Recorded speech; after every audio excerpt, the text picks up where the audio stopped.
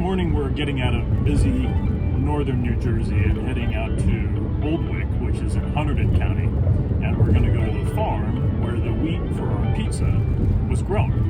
We're going to have a look around, speak with the folks who own the farm, and learn a little bit more about what it takes to grow wheat in New Jersey.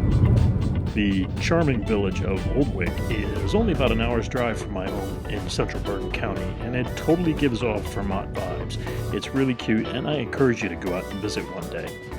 This is Jason and Deborah, and this is their farm, and let's go for a walk. We're on 43 acres, and there's a variety of habitats here.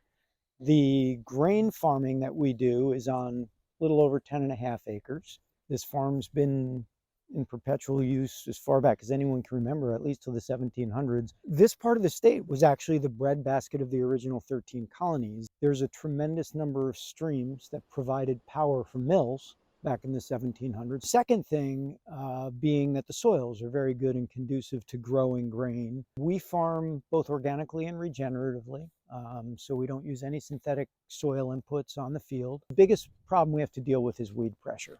You need to deal with them by a combination of cover crops, tilling, right? Tilling means turning the soil over, except the more you till, the more you also disturb and damage that microbiome in the soil that you're trying to foster to make the soil healthier. We've grown Danko rye, einkorn wheat, and Glen wheat thus far. The Glen wheat that we just pulled off was nearly 14% protein with a great falling number. And so that you use in a more conventional sense as you would use wheat to bake with. So the whole concept of regenerative agriculture that we practice is when Deborah and I are done farming this, when our farming days are over, this land should be healthier than when we inherited it. All in all, we walked and talked for the better part of an hour. It was an amazing conversation.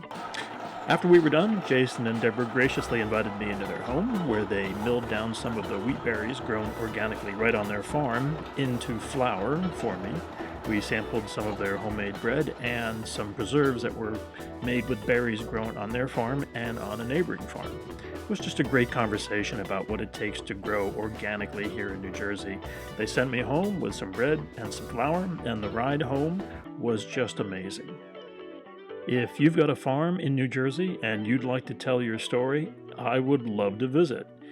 My email is in the bio. Reach out and let's connect.